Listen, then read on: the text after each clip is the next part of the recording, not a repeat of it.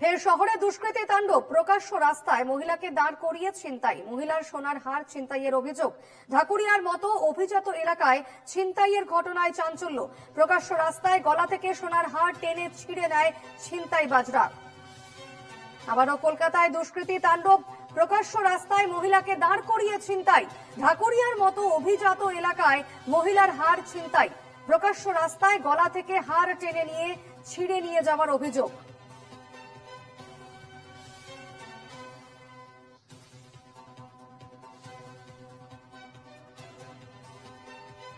দেখতে পাচ্ছেন সেই ছবি, যে মহিলার কাছ থেকে হার ছিনতাই করা হয়েছে এবং তিনি এই মুহূর্তে অভিযোগ দায়ের করেছেন গড়ফা থানায়। আবারও কলকাতায় দুষ্কৃতী তাণ্ডবের অভিযোগ, প্রকাশ্য রাস্তায় মহিলাকে দাঁড় করিয়ে ছিনতাই, গলা থেকে হার টেনে ছিঁড়ে নিয়ে যাওয়ার অভিযোগ।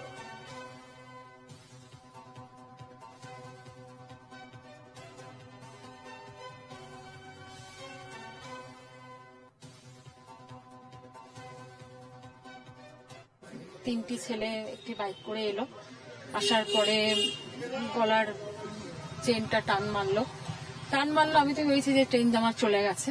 তারপরে আবার সেকেন্ডের মধ্যেই সে আমাকে আঙুল দেখিয়ে বড় বড় চোখ করে আমার দিকে এগিয়ে আসছে। তখন আমি বললাম যে কি ব্যাপার, অন্য কিছু অ্যাটেম্প্ট করবে, মানে যেটা সব থেকে এখন ভয় পাই আমরা, নারী সিকিউরিটি একেবারে নেই।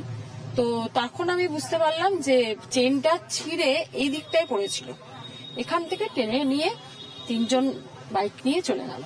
আমি কোনো প্রতিবাদ করিনি, কারণ আমার নিজের সুরক্ষার জন্য, কারণ আমি জানি এদের কাছে অস্ত্র বা কিছু থাকবেই, যাতে আমি মানে আমার একটা বিশাল ক্ষতি হয়ে যাবে। এই মুহূর্তে আমাদের সঙ্গে সরাসরি রয়েছেন প্রতিনিধি বিউ সরকার। বিউ, কিভাবে এই ঘটনা ঘটলো, কি অভিযোগ করছেন ওই মহিলা?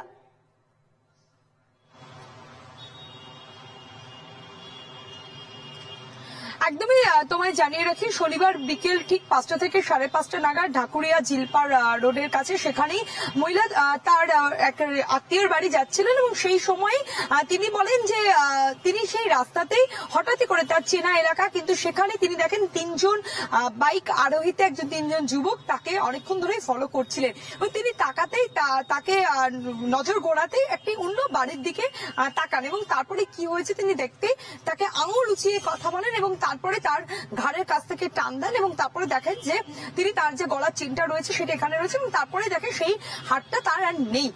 অর্থাৎ এইরকম তিনি রীতিমতো এইরকম ঘটনায় আতঙ্কিত, কারণ দিনে দুপুরে অর্থাৎ বিকেল 5টা থেকে 5:30, মানে তোমার বলা যেতে পারে যে প্রায় খুব একটা জমজমাটি টাইম এবং ঢাকুরিয়ার মতো একটা অভিজাত এলাকা, সেই অভিজাত এলাকায় এই ধরনের ঘটনা স্বাভাবিকভাবেই আতঙ্কিত তো রয়েছে এবং চাঞ্চল্য ছড়িয়ে পড়েছে গোটা এলাকায়। স্থানীয়দের সঙ্গে তাদের সঙ্গে আমরা প্রতিবেশী যারা রয়েছে তাদের সঙ্গে কথা বলেছিলাম, তারা যেটা জানাচ্ছেন যে এই যে এলাকা সেখানে যথাযথ পরিমাণে আরো সিসিটিভি ক্যামেরা লাগানো দরকার এবং সম্প্রতি কিছুদিন এই ধরনের ঘটনা না ঘটলো, বেশ কয়েক বছর আগে এই জায়গাতেই এরকম ছিনতাইয়ের ঘটনা ঘটেছে এমনটাই জানান যারা প্রতিবেশীরা রয়েছেন। পাশাপাশি তিনি নিজেও জানান যে তিনি কিছুক্ষণ আগেই গড়ফা থানায় এফআইআর দায়ের করেন, কিন্তু তিনি অন্যদিকে আবার বলেন যে পুলিশের উপর তার পুরোপুরি ভরসা নেই, এমনটাও অভিযোগ করেন। একেবারে, অর্থাৎ প্রকাশ্য রাস্তা থেকে এভাবে মহিলার হার ছিনতাই করে নিয়ে যায় এবং এই অভিযোগ করছেন মহিলা। স্বাভাবিকভাবেই নিরাপত্তা নিয়ে প্রশ্ন উঠছে, কারণ ঢাকুরিয়ার মতো একটা অভিজাত জায়গা, একটা জমজমাট জায়গা, সেক্ষেত্রে বিকেল 5টা থেকে 5:30 বলা যায়, দিন বলা যায়, সেই সময়টায় এইভাবে ছিনতাই, স্বাভাবিকভাবেই নিরাপত্তা নিয়ে প্রশ্ন উঠছে। তুমি আমাদের সঙ্গে থাকো বিউ, এ নিয়ে বিজেপির রাজ্য সভাপতি সুকান্ত মজুমদার কি বলছেন শুনবো।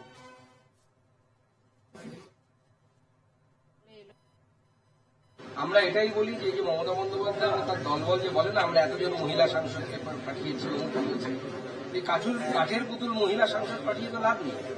মহিলাদের সুরক্ষা সব থেকে গুরুত্বপূর্ণ। আরজি করের পর থেকে আজ অব্দি কয়েক মাসে একের পর এক ঘটনা ঘটে গেছে। কলকাতার মতো জায়গায়, সল্ট লেকের মতো পশ এলাকায়, যেখানে শিক্ষিত ভদ্রলোকেরা থাকে বলে আমরা মনে করি, সেখানে মহিলার গলায় চাকু চলেছে। উত্তরবঙ্গে মহিলাকে নগ্ন করে হাঁটানো হয়েছে আর ছবি উঠেছে। একের পর এক মহিলার শ্লীলতাহানি, রেপ এবং তার সাথে আমরা নারী পাচারে পশ্চিমবঙ্গ হচ্ছে রাজ্য হিসাবে গোটা দেশের মধ্যে প্রথম দিকে অবস্থান করে। এই নারী মুখ্যমন্ত্রী থাকা অবস্থায়, মহিলা মুখ্যমন্ত্রী থাকা অবস্থায় যদি নারীদের এই অবস্থা হয়, তার মানে আপনার সাংসদ থেকে এই পুতুল মহিলাদেরকে আপনার সাংসদ হিসেবে লোকসভায় পাঠান, কাজের কাজ কিছু হচ্ছে না, নারীর ক্ষমতায়নও হচ্ছে না।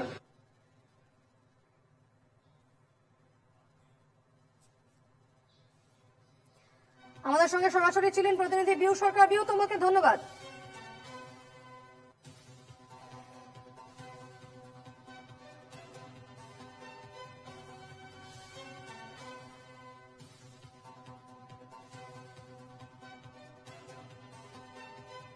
ভারতবর্ষের যে বিভিন্ন বিষয়গুলো উনি তুলে ধরেন, তার মধ্যে অন্যতম নারী শক্তি। এবং আপনারা জানেন মাননীয় প্রধানমন্ত্রীর নেতৃত্বে গত লোকসভার শেষের দিকে আমরা নারী শক্তি বন্ধন অধিনিয়ম আমরা পাশ করেছি এবং আমাদের লক্ষ্য 2029 সালে যখন নতুন লোকসভা নির্বাচন হবে তখন 33% মহিলা সংরক্ষণ নিয়ে এই লোকসভা নির্বাচন হবে এবং আমাদের মহিলারা দেশের আইন নির্মাণে আরো বেশি অংশগ্রহণ করবে।